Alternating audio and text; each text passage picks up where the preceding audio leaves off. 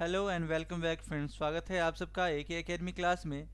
मैं आदित्य आज से आपके लिए DSSB की GK GS की क्लास भी आप सबके बीच ला रहा हूं। और ये हमारी फर्स्ट क्लास है जिसमें कि आप एंशियंट इंडियन एजुकेशन सिस्टम के बारे में देखेंगे। और यहाँ पे यानी कि प्राचीन भारतीय शिक्षण प्रणाली, इसके बारे में हम आज PYQ लगाने वाले हैं, यानी कि प्रीवियस ईयर के जो क्वेश्चन हैं वो आज हम प्रैक्टिस करने वाले हैं। और मैं आशा करता हूं कि आपके लिए ये क्लास काफ़ी हेल्पफुल हो सकती है यदि आप इस क्लास में लगातार बने रह सकते हैं। और मुझे आशा है कि आपको ये क्लास पसंद आएगी। यदि आप इस क्लास में निरंतर बने रहना चाहते हैं तो क्लास को सब्सक्राइब कर लें और बेल आइकन को ऑन कर लें, ठीक है।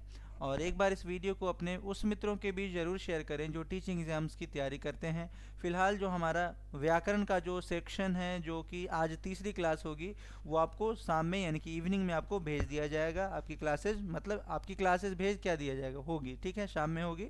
और फिलहाल ये जो क्लास है वो DSSB के लिए है, और यानी कि दिल्ली टीचर के लिए है, जो कि केंद्र सरकार की तरफ से आई है। जैसा कि आप सभी जानते हैं कि 5,500 लगभग सीटें पर वैकेंसी आनी है, ठीक है, सभी भाषाओं और जितने भी विषय हैं सबको लेकर के। तो चलिए हम अपने क्लास को स्टार्ट करते हैं बगैर देरी किए हुए। आपके क्लास का जो पहला सवाल है वो आपके सामने है। सबसे पहला सवाल है, वैदिक शिक्षा प्रणाली में गुरुकुल निम्नलिखित में से किसके पर्याय थे, यह आपको बताना है। आश्रम, सुधार गृह, खानकाह या शिशु गृह। जल्दी से सवाल का जवाब देंगे। आपके पास सभी सवालों का उत्तर देने के लिए थोड़ा सा समय मैं आपको दूंगा, ताकि आप लोग भी कुछ सोच सकें कि इसका सही जवाब क्या होगा। थोड़ा सा समय, जैसे कि 15 सेकंड का समय हर एक सवाल पे मैं दूंगा, 15 से 20 सेकंड का समय, ताकि आप भी आंसर इसका सही क्या होना चाहिए था वो आप कर सकें, ठीक है। तो वैदिक शिक्षा प्रणाली में गुरुकुल निम्नलिखित में से किसके पर्याय थे, यह आपको बताना है।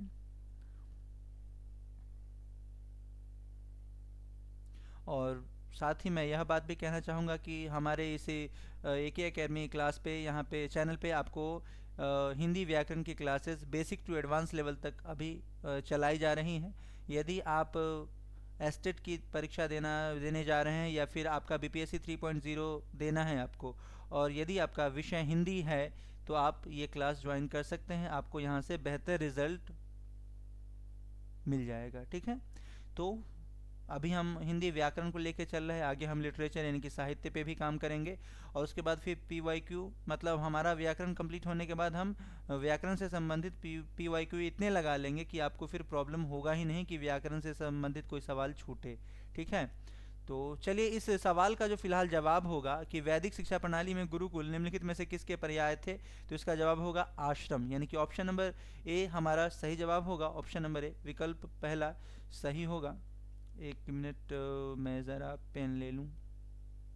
चलिए, तो यहाँ पे जो पहला विकल्प होगा वो है आश्रम, और यही हमारा सही जवाब है। तो वैदिक शिक्षा प्रणाली में गुरुकुल निम्नलिखित में से किसके पर्याय थे, तो आश्रम के पर्याय थे, मतलब आश्रम, ठीक है। वैदिक शिक्षा 4 वेदों पर आधारित थी। यह मैं आपको बता दूं कि वैदिक शिक्षा जो थी वह 4 वेदों पर आधारित थी। 4 वेदों पर आधारित थी वैदिक शिक्षा, ठीक है। 4 वेद। अब 4 वेद कौन कौन से हैं ये तो आप सभी लोग जानते हैं कि वेदों की संख्या कितनी है। तो 4 प्रमुख रूप से माने जाते हैं, वो है क्या क्या, ऋग्वेद की बात की जाए, ऋग्वेद, ठीक है। आपका यजुर्वेद आ जाता है, फिर है सामवेद, ठीक है। फिर अथर्ववेद आ जाता है, ठीक है, अथर्ववेद आ जाता है। तो आपके ये 4 वेद हैं। ये मुख्य रूप से 4 वेदों की संख्या आपसे पूछा जाए तो आप कहेंगे वेदों की संख्या है 4। और यही वैदिक शिक्षा प्रणाली में गुरुकुल किसके पर्याय थे, तो आश्रम के पर्याय थे। और यहाँ पे जो वैदिक शिक्षा प्रणाली थी, उस वैदिक शिक्षा प्रणाली में बच्चों को आश्रम में बुला करके और तब यहाँ पे शिक्षा प्रदान किया जाता था, और ये 4 वेदों की शिक्षा प्रदान की जाती थी, ठीक है। तो वेद के बाद जो है सम्मानित ग्रंथों में उपनिषद आए देखने को मिले, ठीक है। तो चलिए, यही हमारे सवाल का पहला जवाब होगा। आपसे सवाल यह भी पूछा जा सकता है कि वेदों की संख्या, तो आप कह देंगे 4, ऋग्वेद, यजुर्वेद, सामवेद और अथर्ववेद। मैं आपको आपसे सवाल है एक कि यज्ञ के बारे में कौन सा वेद कहता है, यज्ञ, ठीक है, यह आपको कमेंट करके बताना है कि यज्ञ के बारे में विवरण किस वेद में देखने को मिलता है। चलते हैं अगले सवाल पे और देखते हैं हमारे क्लास का अगला सवाल। अगला सवाल आपके स्क्रीन पे है। आपको बताना है निम्नलिखित में से किस उपनिषद का संबंध समस्या समाधान से प्रत्यक्षता है। मतलब कौन सा विकल्प समस्या समाधान से मुख्य रूप से संबंधित है, यह आपको बताना है। कठोपनिषद, प्रश्नोपनिषद, या फिर केन उपनिषद, या फिर मंडूकोपनिषद या मुंडूकोपनिषद, यह भी आपको कहीं कहीं देखने को मिलता है। फिलहाल यहाँ मांडुक्य उपनिषद है। तो चलिए सही जवाब कीजिए। आपके पास हर एक सवाल के लिए मैंने बोला है जैसा कि 15 सेकंड से 20 सेकंड का समय मैं आपको दूंगा, ताकि आप भी सवाल पे थोड़ा सा मंथन कर सकें, मानस मंथन कर सकें, ठीक है। तो चलिए सवाल का जवाब ढूंढिए कि क्या होना चाहिए।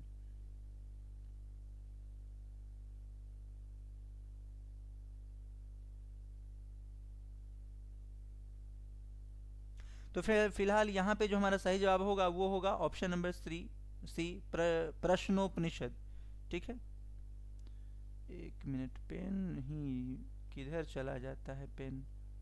चलिए हमारा पेन अपने अब पास में है। अब यहाँ पे जो हमारा विकल्प होगा सही जवाब ये होगा प्रश्नोपनिषद, ठीक है। कठोपनिषद, केन उपनिषद, मांडुक्य उपनिषद और प्रश्नोपनिषद में शिक्षा संबंधी वैदिक दर्शन विद्यमान है, ठीक है। मतलब शिक्षा से संबंधित वैदिक दर्शन देखने को मिलता है हमें किस किस में, कठोपनिषद, केन उपनिषद, मांडुक्य उपनिषद और प्रश्नोपनिषद में, ठीक है। प्रश्नोपनिषद प्रश्न रूप में रचित है। ये जो प्रश्नोपनिषद की बात हम कर रहे हैं ये प्रश्न रूप में लिखा गया है, ठीक है, प्रश्न रूप में लिखा गया, अर्थात इसमें शिष्य का प्रश्न और गुरु का उत्तर सम्मिलित होता है। मतलब प्रश्न शिष्य करेंगे और गुरु क्या करेंगे, उत्तर देंगे प्रश्नोपनिषद में, ठीक है। और ये जितने भी उपनिषद, कठोपनिषद है, प्रश्नोपनिषद है, केन उपनिषद है, मांडुक्य उपनिषद है, इसमें क्या है, शिक्षा संबंधी वैदिक दर्शन देखने को मिलता है, ठीक है। और प्रश्नोपनिषद की बात हो रही तो प्रश्नोपनिषद में क्या होता है कि यहाँ पे प्रश्नोपनिषद में शिष्य का प्रश्न और गुरु का उत्तर सम्मिलित होता है, ठीक है। तो इस प्रकार से हमारा सवाल का जवाब होगा ऑप्शन नंबर सी। चलते हैं, आशा करते हैं आपको ये सवाल का जवाब क्लियर हो गया होगा। अगले सवाल पे चलते हैं और अगले सवाल पे हमारा जो अगला सवाल है वो आपके सामने है। आपको बताना है उपनिषदों को निम्नलिखित किस नाम से जानते हैं। जल्दी से बताएंगे, उपनिषद को किस नाम से जानते हैं। उपनिषद को किस नाम से मुख्य रूप से जाना जाता है। वेद, अरण्यक, ब्राह्मण या वेदांत, जल्दी से बताएंगे। और यदि आप इस क्लास में नए हैं तो क्लास को सब्सक्राइब कर लेंगे और आपके जितने भी सोशल मीडिया प्लेटफॉर्म हैं एक बार इस वीडियो को ज़रूर शेयर करेंगे, ताकि हम लोग आपके बीच बेहतर से बेहतर कंटेंट, जितने ज़्यादा लोग जुड़ेंगे उतना ज़्यादा बेहतर मैं आपके सामने ये कंटेंट आपके बीच प्रोवाइड करवा पाऊँगा और हमारी क्लासेस उतनी ज़्यादा बेहतर हो पाएंगी, ठीक है। तो चलिए यहाँ पे उपनिषद को निम्नलिखित में से किस नाम से जाना जाता है, यह आपको आपका सवाल था और इसका जवाब होगा ऑप्शन नंबर डी, यानी कि वेदांत। वेदांत, एक मिनट, तो वेदांत हमारा सही जवाब होगा। यानी कि उपनिषद दर्शन वेदांत के रूप में लोकप्रिय है। उपनिषद दर्शन की बात करें जाए, उपनिषद दर्शन जो है, उपनिषद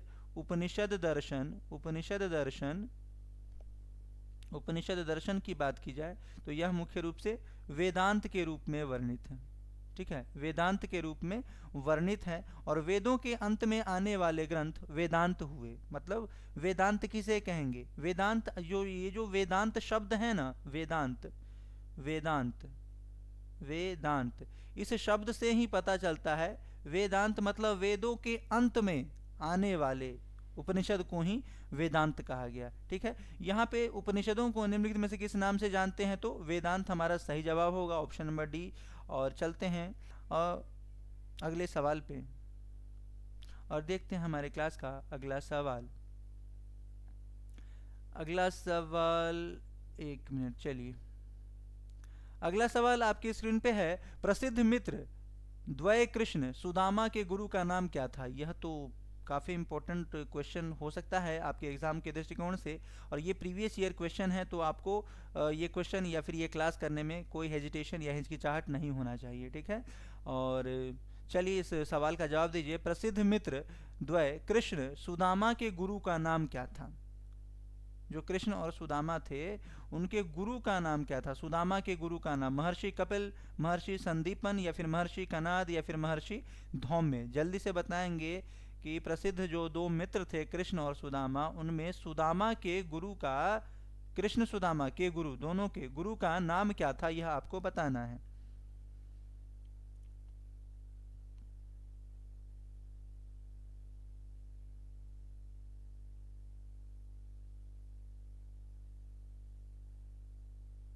तो फ्रेंड्स यहाँ पे जो हमारा सही जवाब होगा वो होगा कनाद, यानी कि ऑप्शन नंबर सॉरी महर्षि संदीपन, कनाद नहीं, महर्षि संदीपन हमारा सही जवाब होगा, महर्षि संदीपन, ठीक है। महर्षि संदीपन की बात की जाए तो कृष्ण और सुदामा संदीपन मुनि के आश्रम में शिक्षा अर्जन करने गए थे, ठीक है। मुनि कब बोले या सार्थक वातावरण में बोलते थे, इसलिए मुनि कहलाए। मुनि की बात की जाए, मुनि कौन से मुनि? तो वहीं जो ऋषि मुनि हुआ करते थे उनकी बात हो रही है। फिलहाल इस सवाल का जो सही जवाब है वो है मित्र प्रसिद्ध, प्रसिद्ध मित्र कृष्ण सुदामा के गुरु का नाम महर्षि संदीपन हुआ करता था। यह आपको ध्यान में रखना है, ठीक है। और चलते हैं अगले सवाल पे और देखते हैं हमारे क्लास का अगला सवाल। एक मिनट, थोड़ा सा क्वेश्चन में ऊपर कर लूँ। ठीक है, आपके सामने जो अगला सवाल है वो दिख रहा होगा। महर्षि धौम्य के प्रसिद्ध शिष्य निम्नलिखित में से कौन थे, यह आपको बताना है। महर्षि धौम्य के प्रसिद्ध शिष्य निम्नलिखित में से कौन थे? सुदामा, उद्दालक, या अरुणी, या फिर प्रहलाद? जल्दी से बताएंगे महर्षि धौम्य के प्रसिद्ध शिष्य कौन थे। और ये काफ़ी प्रसिद्ध है महर्षि धौम्य, और इनका जो शिष्य है वो भी, क्योंकि इनके बारे में जो कहानी है ना वो काफ़ी अद्भुत कहानी है। इनके जो शिष्य हुआ करते थे, चलिए इनके शिष्य का नाम आपको बताना था। तो फिलहाल इस इनके जो शिष्य थे वो कौन थे? अरुणी हुआ करते थे। अरुणी, किधर गया यार पेन ही, मुझे बार बार मेरा पेन ही गुम हो जाता है। चलिए चलते हैं यहाँ पे अरुणी, यहाँ पे अरुणी जो है, ये जो 1 2 3 है इसको छोड़ दीजिए, हो सकता है कि यहाँ पे मिस्टेक हो विकल्प देने में, तो इसको नहीं देखना है। आपका जो ये ऑप्शन सामने लिखा हुआ है उसको देखिए। तो महर्षि धौम्य के जो प्रसिद्ध शिष्य थे निम्नलिखित में से कौन थे? तो अरुणी हुआ करते थे। और इनके बारे में कहा जाता है अरुणी महर्षि धौम्य के ऐसे शिष्य हुए जो कि इनके खेत में महर्षि धौम्य ने इनको, अरुणी को कहा कि जाओ ज़रा खेत देख के आओ, बहुत बारिश हो रही थी।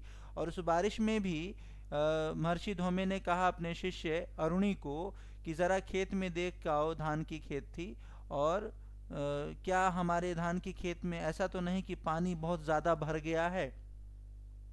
तो जब अरुणी खेत देखने गए तो इन्होंने देखा कि पानियों का एक बड़ा सा सैलाब महर्षि धौम्य के खेत के किनारे आ रहा था। तो अरुणी ने क्या किया कि उस खेत में पानी जाने से रोकने के लिए, ठीक है, इस ये खुद मेड़ बन के सो गए थे खेत के आरी पे, आप कह सकते हैं मेड़ की तरह सो गए थे। और ये रात भर नहीं आए, और सुबह जब ये महर्षि धौम्य ने पूछा इनके बारे में, अरुणी के बारे में, कि अरुणी कहाँ है, तो कोई बता ही नहीं रहा था। तो फिर ये महर्षि धौम्य जब खेत की तरफ निकले तो इन्होंने देखा कि अरुणी इनको खेत को, इनकी खेत की फसल को बचाने के लिए खुद उस खेत में सो गया, ताकि उस ज़मीन, मतलब धान के खेत में बहुत ज़्यादा पानी ना चल जाए, धान की खेत बह न जाए, ऐसा मतलब ये अरुणी भक्त हुआ करता था। ये धौम्य के शिष्य हुए करते थे, यह आप कह सकते हैं। तो धौम्य का संबंध, महर्षि धौम्य का संबंध अरुणी शिष्य से है, ठीक है। तो यही कहानी थी। चलते हैं अगले सवाल पे और देखते हैं हमारे क्लास का अगला सवाल। अगला सवाल आपके सामने है। आपको बताना है प्राचीन शिक्षा प्रणाली में क्रमशः कितनी विधाओं एवं कलाओं की शिक्षा विहित है। यह बताएंगे जल्दी से कि प्राचीन शिक्षा प्रणाली में कितनी कितनी कितनी कितनी विधाओं एवं कलाओं की शिक्षा विहित है या वर्णित है, यह आपको बताना है। 14 एवं 64, 12 एवं 62, 9 एवं 36 या फिर 4 एवं 14, जल्दी से बताएंगे। और आपके पास जैसा कि मैंने बताया है कि प्रत्येक सवाल पे 15 से 20 सेकंड का समय मैं आपको दूंगा, ताकि आप भी इस सवाल पे सोच सकें, इसके जवाब पे, ठीक है, कि इसका जवाब क्या होना चाहिए था।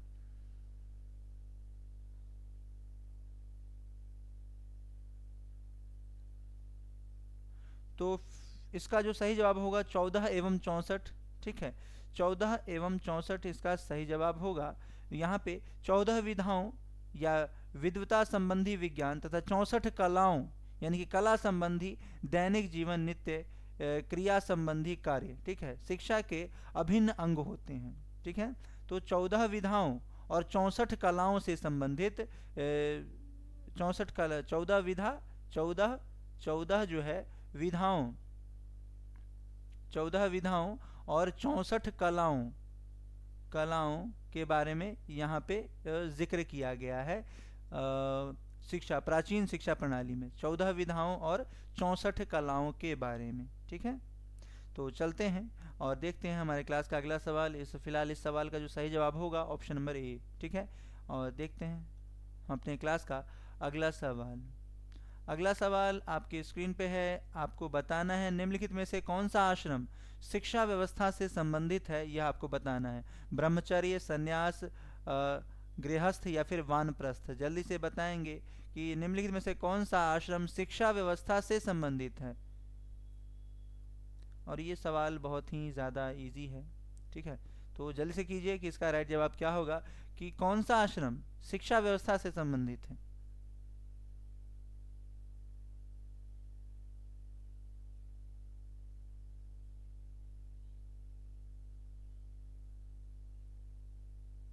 तो फ्रेंड्स यहाँ पे जो, चलिए इसके जवाब पे आते हैं।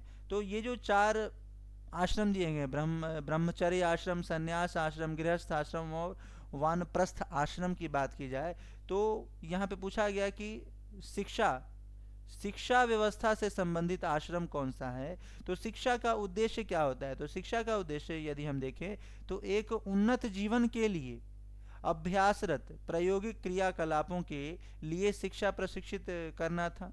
जीवन की चारों अवस्थाओं, जैसे कि यहाँ पे वर्णित है, ब्रह्मचर्य, गृहस्थ, वानप्रस्थ और संन्यास में एक पुत्र के रूप में, एक पति के रूप में और एक पिता के रूप में अपने कर्तव्य का निर्वाह करना सिखाया जाता था, ठीक है। यदि हम ब्रह्मचर्य की बात करते हैं, और यही हमारा शिक्षा व्यवस्था से संबंधित आश्रम है, ठीक है। तो एक लड़के को की बात यदि की जाए, तो एक पुत्र के रूप में, एक पति के रूप में, एक पिता के रूप में अपने कर्तव्यों का निर्वाह करना सिखाया जाता था। एक विद्यार्थी को समझाया जाता था कि वह मानव जाति की संस्कृति का संरक्षण तथा प्रकाश स्तंभ है, ठीक है। यह सारी बातें जब ब्रह्मचर्य आश्रम में ये शिक्षार्थियों को प्रदान किया जाता था, ठीक है। और यही हमारा शिक्षा से संबंधित आश्रम है, यानी कि ब्रह्मचर्य आश्रम। ऑप्शन नंबर फर्स्ट सही जवाब होगा। संन्यास और गृहस्थ और वानप्रस्थ, ये तीनों के बारे में यदि आप जानते हैं तो कमेंट बॉक्स में ज़रूर लिखेंगे कि इन तीनों का क्या क्या उपयोग है हमारे जीवन में, ठीक है। चलते हैं अगले सवाल पे और देखते हैं हमारे क्लास का अगला सवाल। अगला सवाल आपकी स्क्रीन पे है। आपको बताना है प्राचीन शिक्षा शिक्षण अधिगम किस प्रक्रिया पर आधारित थी। जो पुरानी यानी कि एंशिएंट जो एजुकेशन सिस्टम थी, वह किस प्रक्रिया पर आधारित थी। एंशिएंट एजुकेशन सिस्टम किस चीज़ पे बेस्ड था, यह आपको बताना है। श्रुति परंपरा, स्मृति परंपरा, लिखित परंपरा या फिर उपरोक्त सभी। जल्दी से बताएंगे कि इस सवाल का सही जवाब क्या होगा, ठीक है। तो एंशिएंट जो एजुकेशन सिस्टम थी वो किस चीज़ पे बेस्ड थी या किस चीज़ पे आधारित थी। श्रुति परंपरा, स्मृति परंपरा, लिखित परंपरा या उपरोक्त सभी। जल्दी से बताएंगे कि आंसर क्या होगा।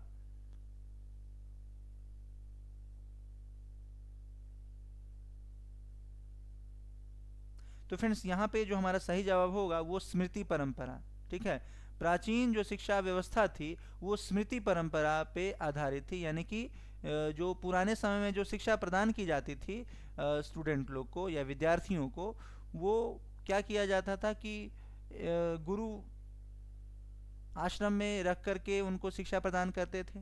और साथ ही यह किया जाता था कि जो भी शिक्षा, एक तो ये कि वेदों की शिक्षा दी जाती थी, ठीक है, और साथ ही यह कि उनको क्या किया जाता था, स्मृति स्मृति आधारित, मतलब उनको जो याद रह पाए वैसी शिक्षा दी जाती थी। अभी के समय में जो शिक्षा है वो स्मृति आधारित नहीं है, ठीक है, अभी वैज्ञानिक रूप से शिक्षा प्रदान की जाती है, ठीक है। और यहाँ पे लिखित भी चीज़ें लिखवाई जाती हैं, कक्षा कक्ष के अंदर प्रयोग के द्वारा शिक्षा प्रदान की जाती है। परंतु पुराने समय में क्या था कि गुरु सिर्फ वाचन का काम करते थे, बोलने का काम करते थे, और शिष्य उस बात को जितना हो सके याद है तो है, और नहीं याद रहा तो बस फिर सब भूल गए। तो यही था पुरानी जो शिक्षण व्यवस्था थी, वो स्मृति परंपरा पे आधारित थी, यानी कि जितनी बातें याद रह पाई याद रही, वरना भूल गए तो बात खत्म। पर अभी की जो एजुकेशन सिस्टम है ऐसा कुछ है नहीं, बातें बोली भी जाती हैं गुरुओं के द्वारा और लिखवाई भी जाती हैं, ठीक है। तो ये पुराने समय की व्यवस्था थी, ठीक है। तो चलते हैं अगले सवाल पे और देखते हैं हमारे क्लास का अगला सवाल। अगला सवाल आपके सामने है, आपको बताना है प्राचीन भारतीय शिक्षण प्रणाली में किस शिक्षा की भूमिका नगण्य पाई जाती है? प्राथमिक शिक्षा, माध्यमिक शिक्षा, उच्च शिक्षा या फिर उपरोक्त सभी? जल्दी से बताएंगे। उपरोक्त सभी तो आपके पास यदि दिमाग होगा तो चौथा ऑप्शन तो आप ऐसे ही मतलब फूक दीजिएगा तो उड़ जाएगा, मतलब चौथा ऑप्शन आप कह दीजिए तो वो बेकार सा दिया हुआ है, ठीक है, आपके सामने। तो चौथा ऑप्शन से कोई मतलब ही नहीं रखिए तो ज़्यादा बेहतर है। आपके पास तीन ही विकल्प है, मैंने आपको असिस्ट किया है, मतलब मैंने आपको निर्देश दिया है, तभी आप इसको ऐसा कर पा रहे हैं, वरना कुछ लोग तो चारों ऑप्शन को देखेंगे। उपरोक्त सभी भी तो हो सकता है, प्राथमिक शिक्षा भी तो हो सकता है, माध्यमिक तो हो सकता है, उच्च शिक्षा तो हो सकता है, तो मतलब उपरोक्त सभी तो हो सकता है, लेकिन उपरोक्त सभी कभी होगा क्या? आपको लगता है कभी हो सकता है? चलिए आंसर कीजिए, देखते हैं कि आप लोग क्या जवाब देते हैं। और फ्रेंड्स, यदि आप इस क्लास में नए हैं तो क्लास को सब्सक्राइब ज़रूर कर लेंगे। इससे क्या होगा कि अगली वीडियो की सूचना आपके मोबाइल पे आपको ढूंढनी नहीं पड़ेगी, समय ससमय पहुंच जाएगी, ठीक है। तो चलिए इस सवाल का जवाब दीजिए। प्राचीन भारतीय शिक्षण प्रणाली में किस शिक्षा की भूमिका नगण्य थी, मतलब 9 के बराबर थी, यह आपको बताना है। तो फ्रेंड्स, यहाँ पे जो हमारे सवाल का सही जवाब होगा वो होगा प्राइमरी एजुकेशन, यानी कि प्राथमिक शिक्षा, प्राइमरी एजुकेशन, ठीक है। प्राइमरी एजुकेशन को उतना महत्व जो पुराने समय की जो शिक्षण प्रणाली थी, एजुकेशन सिस्टम थी, प्राइमरी शिक्षा प्रणाली को मतलब बचपन में बच्चों की शिक्षा पे ध्यान नहीं दिया जाता था। आप यह समझ लीजिए, मोटा मोटी बात जो यही है, ठीक है। तो चलिए, मतलब कहने का मतलब ये, जब बच्चे 7 साल 6 साल के, मतलब 5 साल के या 4 साल के या 3 साल के होते थे, तो उन्हें शिक्षा के लिए, जैसे कि अभी नहीं देखते कि आंगनवाड़ी केंद्र बनाया गया है, तो वैसा कुछ पहले नहीं हुआ करता था, ठीक है, कि बच्चों के लिए आंगनवाड़ी केंद्र जैसी कोई बात मतलब नहीं थी पहले, ठीक है। चलिए हम देखते हैं अपने क्लास का अगला सवाल। जब बच्चे बड़े हो जाते थे 12-15 वर्ष के, तब उन्हें शिक्षा प्रदान की जाती थी। अगला सवाल आपकी स्क्रीन पे है, आपको बताना है ऋषियों के साथ भेजा जाता था शिक्षा ग्रहण करने हेतु। तो अगला सवाल आपके सामने है, वैदिक शिक्षा प्रणाली के गुरु विशेषकर निम्नलिखित में से किस वर्ण से आते थे? ठीक है, यह आपको बताना है, ब्राह्मण, क्षत्रिय, वैश्य या उपरोक्त सभी? जल्दी से बताएंगे कि यहाँ पे सही जवाब क्या होगा। सवाल है प्राचीन शिक्षा प्रणाली के जो गुरु थे विशेषकर निम्नलिखित में से किस वर्ण से आते थे? वर्ण का मतलब यहाँ कुछ लोग यदि नहीं समझ रहे होंगे तो जाति से है, ठीक है। जैसे कि अभी वर्तमान समय में जो कितनी सारी जातियां हैं, जैसे कि ओबीसी हो गया, जैसे कि एससी हो गया, जैसे एसटी हो गया, जैसे ईडब्ल्यूएस हो गया, ये सारी क्या है, ये जनरल हो गया, ये सब क्या है, जातियां ही तो हैं। तो यही पूछा जा रहा है कि वैदिक शिक्षा प्रणाली जो थी, वैदिक शिक्षा प्रणाली कहने का मतलब वैसी शिक्षा प्रणाली जहाँ पे वेदों की शिक्षा दी जाती थी। और वेदों की शिक्षा मतलब कौन कौन से वेद? ऋग्वेद, यजुर्वेद, सामवेद और अथर्ववेद। मैंने अभी आपको बताया है कि वेदों की संख्या 4 है। और यही सवाल है आपसे कि वैदिक शिक्षा प्रणाली के जो गुरु हुआ करते थे वो विशेषकर किस वर्ण यानी कि किस जाति से आया करते थे या हुआ करते थे? क्या वो ब्राह्मण थे, क्या वो क्षत्रिय थे, क्या वो वैश्य थे, या फिर सभी जाति से आया करते थे, यह आपको बताना है।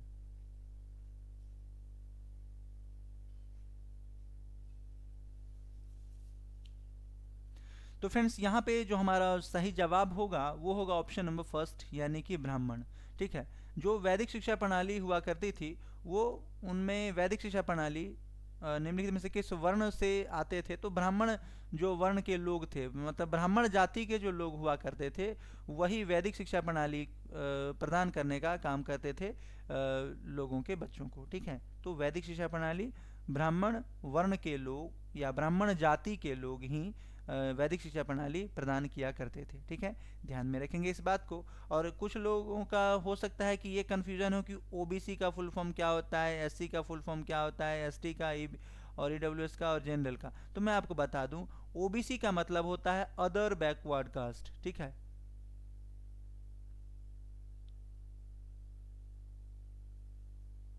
यहाँ पे तो लिखने में बनेगा नहीं, चलिए आप यदि इसे लिखना चाहते हैं तो लिख सकते हैं। ओबीसी का मतलब होता है अदर बैकवर्ड कास्ट, एससी का मतलब शेड्यूल कास्ट, और एसटी का मतलब शेड्यूल ट्राइब, और ईडब्ल्यूएस का मतलब होता है इकोनॉमिकली वीकर सेक्शन। ठीक है, एक बार और मैं बोल दूं, क्या है कि बहुत सारे लोगों को, बहुत सारे बच्चों को, बहुत सारे अध्यापकों को कन्फ्यूज़न रहता है कि इसका मतलब क्या होता है। हम तो एससी कह देते हैं, हम एसटी कह देते हैं, ईडब्ल्यूएस कह देते हैं, लेकिन इसका मतलब पूरा, इसका मीनिंग क्या होता है? तो ओबीसी का मतलब होता है अदर बैकवर्ड कास्ट, एससी का मतलब शेड्यूल कास्ट, और एसटी का मतलब शेड्यूल ट्राइब, और ईडब्ल्यूएस का मतलब तो इकोनॉमिकली वीकर सेक्शन, और जनरल का मतलब तो सामान्य होता ही है। ठीक है, जनरल जाति, जैसे कि राजपूत, ब्राह्मण, भूमिहार, ऐसे ये सारी जातियां हैं जो हमारे बिहार में देखने को मिलती हैं।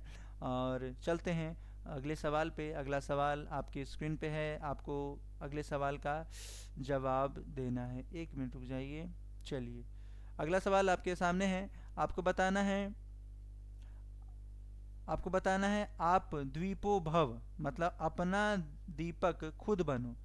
आप दीपो भव निम्नलिखित में से किस शिक्षा प्रणाली का मूल संदेश था? यह आपको बताना है। मतलब कि अपना दीपक खुद बनो, यह किस शिक्षण प्रणाली का मूल संदेश था? ठीक है, यह आपको बताना है। वैदिक शिक्षा प्रणाली का, या फिर प्राचीन शिक्षा, या फिर औपनि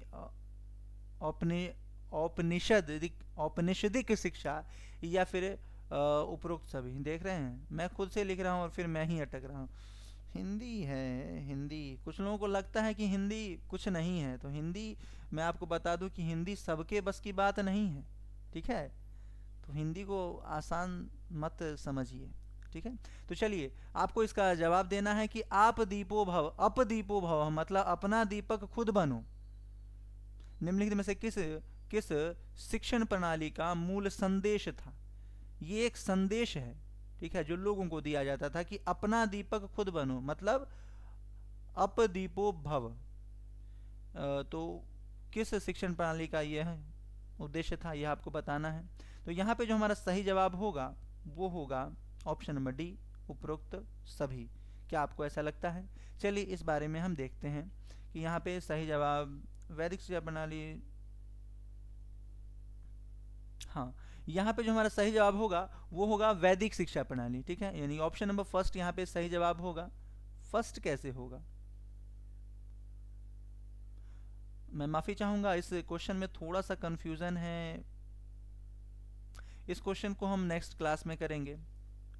ठीक है, इस क्वेश्चन को हम नेक्स्ट क्लास में डील करेंगे। थोड़ा सा कंफ्यूजन मुझे बन रहा है तीनों ऑप्शन में, तो हम इसको नेक्स्ट क्लास में डील करेंगे कि यहाँ पे आंसर सही क्या होना चाहिए था। तो इसको रखते हैं नेक्स्ट क्लास के लिए, और देखते हैं हमारे क्लास का अगला सवाल। अगला सवाल आपके स्क्रीन पे आपको बताना है कि, और यदि आप 11वें नंबर सवाल का जवाब आपको पता है तो कमेंट बॉक्स में ज़रूर लिखिएगा, वरना हम कल के क्लास में इस क्वेश्चन को ज़रूर डील करेंगे। ठीक है, अगला सवाल कल क्या, अगली क्लास, अब वो अगली क्लास आपकी शाम में भी हो सकती है, दोपहर में भी हो सकती है, या फिर किसी वक्त हो सकती है। ठीक है, तो निम्नलिखित में से और इसकी सूचना आपको कैसे मिलेगी? तो यदि आप इस क्लास में नए हैं तो क्लास को सब्सक्राइब करके रखेंगे और बेल आइकन को ऑन करके रखेंगे। जब भी वीडियो आ जाएगा क्लास का तो आपको मिल जाएंगी। ठीक है, और यहाँ पे सवाल है कि निम्नलिखित में से किसे विद्या संबंधी, निम्नलिखित में से किसे किसे विद्या संबंधी त्रिनेत्र माना गया है, यह आपको बताना है। वेद, कर्म, ज्ञान या भक्ति को विद्या संबंधी त्रिनेत्र किसे माना गया है, यह आपको बताना है।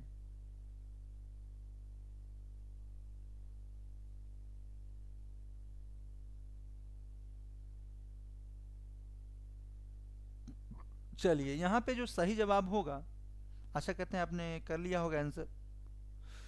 यहाँ पे जो सही जवाब होगा वो होगा ज्ञान, यानी कि ऑप्शन नंबर सी हमारा सही होगा। यहाँ पे इसको 2 मान लीजिए, ये 3 है, ठीक है। तो हमारा थर्ड ऑप्शन जो है यानी कि ज्ञान, यही हमारा विद्या संबंधी त्रिनेत्र माना जाता है। त्रिनेत्र, विद्या संबंधी त्रिनेत्र कहने का तात्पर्य यह कि यदि कोई व्यक्ति ज्ञानी है, मतलब उसके पास ज्ञान है, ज्ञानी मतलब जानकार आप कह लीजिए, तो जिसके पास जानकारी है, ठीक है, जिसने पढ़ाई की है, उसके लिए तीसरी आंख का काम करता है। कौन? विद्या, यानी कि एजुकेशन, ठीक है, तीसरी आंख का काम करता है। अब तीसरी आंख कैसे कह सकते हैं, इसको ऐसे समझिए कि कोई अज्ञानी व्यक्ति है, ठीक है। अब कोई दो व्यक्ति हैं, मान के चलिए ये कोई व्यक्ति है, ठीक है, ये कोई व्यक्ति है और ये दूसरा कोई व्यक्ति है, ठीक है। अब ये दोनों व्यक्ति, ये पढ़ा हुआ है, ये पढ़ा हुआ, मतलब ये पढ़ा हुआ नहीं है। अब क्या करेगा, ये पढ़ा हुआ जो नहीं है व्यक्ति, मान के चलिए कि राम है और ये श्याम है। अब श्याम पढ़ा हुआ है, एजुकेटेड है, तो ये क्या करेगा, राम, इसको जो भी समस्याएं होंगी, अभी तो आप देख रहे हैं कि किस प्रकार की समस्या, मतलब सारे कामकाज जो है आपके ज़्यादातर ऑनलाइन हो गए हैं। मतलब जो भी कामकाज करना है आप अपने ज़्यादातर लगभग काम आपके मोबाइल फ़ोन से हो जा रहे हैं, ठीक है, जो कि मिनी कंप्यूटर के रूप में आपके हाथ में लगभग पूरे देश में, अब देश के लोगों के हाथ में है। तो ये मोबाइल तो चला लेते हैं राम, पर मोबाइल में कुछ सर्च करना है, कोई फॉर्म भरना है, जो कि वो भर सकते थे यदि एजुकेटेड होते, पर ये क्या करते हैं, ये जाते हैं श्याम के पास और कहते हैं कि भैया मुझे ये वाला फॉर्म भरना था, या फिर ये जानकारी नहीं है, फलाना जानकारी, तो क्या आप मुझे दे सकते हैं, या फिर ये फॉर्म मेरा भर सकते हैं। तो ये क्या करेंगे, भर देंगे। मतलब इनके पास क्या है, ये तीसरी आंख के रूप में काम करता है, क्या, एजुकेशन, ठीक है, एजुकेशन तीसरी आंख के रूप में कार्य करता है। तो यही बात मैं आपको समझाने की कोशिश कर रहा था कि ज्ञान हमारा तीसरी आंख के रूप में कार्य करता है। वैदिक काल, तो यहाँ पे देश में वह साहित्य उपलब्ध हो सकता है जिसमें ज्ञान को व्यक्ति का तीसरा नेत्र समझा जाता है, या फिर इसमें हम यह भी कह सकते हैं कि ज्ञान ही एकमात्र वैसा यंत्र या शास्त्र है जिसकी मदद से व्यक्ति अपने अंदर निहित या अंतर्निहित जो उसके अंदर कौशल है उसका विकास कर सकता है, ठीक है। मतलब हम क्या कर सकते हैं, उसको निखारने का काम, उसको विकास करने का काम कौन करता है, ज्ञान ही तो करता है। तो इस प्रकार से हमारा जो सही जवाब होगा वो होगा ऑप्शन नंबर थर्ड, यानी कि ज्ञान, ठीक है। आशा करते हैं कि आपको ये अब क्लियर हो गया होगा। और चलते हैं अगले सवाल पे और देखते हैं हमारे क्लास का अगला सवाल। अगला सवाल आपकी स्क्रीन पे आपको बताना है, गुरुकुल शिक्षा प्रणाली का स्वरूप निम्नलिखित में से था, कैसा। तो निजी, या फिर निजी सार्वजनिक, या फिर सार्वजनिक, या फिर ऑप्शन नंबर फोर्थ प्रशासनिक। जल्दी से सही जवाब देंगे कि इस सवाल का सही जवाब क्या होगा। आपके स्क्रीन के सामने है सवाल, आपको बताना है।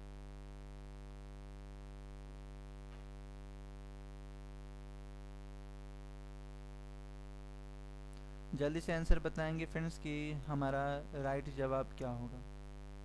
तो फ्रेंड्स यहाँ पे जो हमारा सही जवाब होने वाला है, सवाल था गुरुकुल शिक्षा पद्धति का स्वरूप निम्नलिखित में से क्या था, यह आपसे पूछा गया था। तो गुरु आश्रम व गुरुकुल शिक्षा प्रणाली से स्पष्ट होता है कि प्राचीन भारतीय शिक्षा प्रणाली एवं प्रशासन का संचालन व प्रबंधन राज्य एवं अविभाज्य वर्ग के क्षेत्र में था।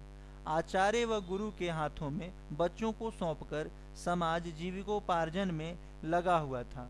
गुरु आदेश ही आप्तवचन था। अतः प्राचीन भारतीय शिक्षा प्रणाली की बात यदि हम करें तो सरकारी एवं निजी दोनों थी, ठीक है, सरकारी एवं निजी दोनों थी, यह हम कह सकते हैं। इसीलिए हमारा जो सही विकल्प होगा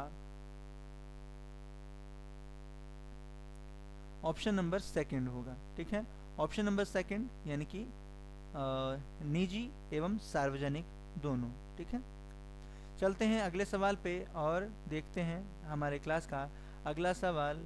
और अगला सवाल आपकी स्क्रीन पे है। आपको बताना है प्राचीन भारतीय शिक्षा प्रणाली निम्नलिखित में से विशेषतः किस विषय पर आधारित थी? धर्म पर, चरित्र पर, या मूल्यों पर, या फिर नीतियों पर? यह आपको बताना है। जल्दी से बताएंगे कि इसका सही जवाब क्या होगा। प्राचीन भारतीय शिक्षा प्रणाली निम्नलिखित में से विशेषकर किस विषय पर आधारित थी? इसका जवाब आपको देना है। और मुझे अब थोड़ी भूख लग रहा है कि कुछ खा पी लेना चाहिए। और तो थोड़ा सा आज हम 15 क्वेश्चन ही रखेंगे। और आपको ये क्लास कैसी लगी यह आप ज़रूर बताएंगे कमेंट करके। और यदि आप इस क्लास में नए हैं तो क्लास को सब्सक्राइब ज़रूर करेंगे और एक बार अपने मित्रों के बीच मेरे कहने पे एक बार ज़रूर शेयर कीजिए। और जितने भी सोशल मीडिया प्लेटफॉर्म आप यूज़ करते हैं, चाहे वो फेसबुक हो, इंस्टाग्राम हो या ट्विटर हो, एक बार इस वीडियो को शेयर ज़रूर कीजिए। ठीक है, ताकि मैं आपके बीच और बेहतर, जितने ज़्यादा लोग जुड़ेंगे उतने ज़्यादा बेहतर कंटेंट मैं आपके बीच प्रोवाइड करवा पाऊँगा। ठीक है, और मुझे आशा है कि आप लोग ऐसा करेंगे। ठीक है, तो चलिए इस सवाल का जो सही जवाब होगा वो होगा प्राचीन भारतीय, मतलब मूल्यों पर। प्राचीन भारतीय शिक्षा प्रणाली निम्नलिखित में से विशेष पर किस पर आधारित थी? तो मूल्यों पर आधारित थी। यह इसका सही जवाब होगा ऑप्शन नंबर थर्ड, यानी कि मूल्यों पर आधारित थी। ठीक है, मूल्यों पर आधारित थी। चलते हैं अपने क्लास के अगले सवाल पे, यानी कि अंग्रेजी में इसको वैल्यूज कह सकते हैं। ठीक है, प्राचीन भारतीय शिक्षा प्रणाली में मूल्य यानी कि वैल्यू सबसे ऊपर रखा जाता था। पाठ्यक्रम से लेकर जीवन तक और गुरुकुल से लेकर समाज तथा जन्म से लेकर मृत्यु तक हर जगह मानवीय मूल्यों का स्थान सर्वोच्च माना जाता था। ठीक है, तो यही है मानवीय मूल्यों का स्थान सर्वोच्च, मतलब जो मानव के मूल्यों का, उद्देश्यों का भरण पोषण कर सके उसको आधार मान करके जो है प्राचीन भारतीय शिक्षा प्रणाली आगे काम करती थी। ठीक है, चलते हैं अगले सवाल पे और देखते हैं हमारे क्लास का अगला सवाल। अगला सवाल आपकी स्क्रीन पे है। आपको बताना है विद्या के अभाव में मनुष्य धर्मशास्त्रों में किसके समकक्ष माना गया है? जीव, पशु, पक्षी, या फिर मानव? जल्दी से बताएंगे कि ये तो फिर बच्चों वाली सवाल हो गई। चलिए अंतिम सवाल है आज के लिए, इस सेशन के लिए। मैं क्वेश्चन आपके बीच और ढेर सारे, कम से कम 50 क्वेश्चन की सीरीज लेके आऊँगा। आज मुझे थोड़ा भूख लग गया है, तो मैं जो बात है मैं आपको कह रहा हूँ कि मुझे अब खाने जाना है। तो आज के लिए इस सेशन को हम यहीं रखेंगे। और इस सवाल का जो सही जवाब होगा कमेंट करके आप जल्दी से बताइए कि क्या होगा सही जवाब।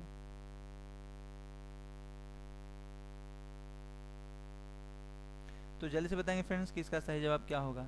तो ये काफ़ी इजी सा सवाल है। यहाँ पे पशु ध्यान में रखेंगे कि विद्या के अभाव में, सवाल है, सवाल को समझिए, विद्या के अभाव में मनुष्य धर्मशास्त्रों में किसके समकक्ष, मतलब किसके समान माना गया है? धर्मशास्त्रों में यदि क्या कहा गया है कि यदि कोई व्यक्ति अज्ञानी है तो उसको कैसा माना गया है? पशु के समान माना गया है, यह हमारा धर्मशास्त्र कहता है। ठीक है, तो ऑप्शन नंबर थर्ड हमारा सही जवाब होगा। और चलते हैं आज के लिए हम बस यहीं पे रखते हैं अपनी क्लास को। और आशा करते हैं कि आपको ये क्लास पसंद आई होगी। और यदि क्लास आपको पसंद आई है तो अगले सेशन में जुड़ना ना भूलें। और इसकी सूचना आपको कैसे मिलेगी? तो चैनल को सब्सक्राइब कर लेंगे, जिससे कि सूचना आपको चैनल पे आने वाली सारी वीडियो की सूचना आपको मिल सके। और अपने मित्रों के बीच इस वीडियो को ज़रूर एक बार शेयर करेंगे। तो मिलते हैं नेक्स्ट सेशन में, तब तक के लिए क्लास में बने रहिए।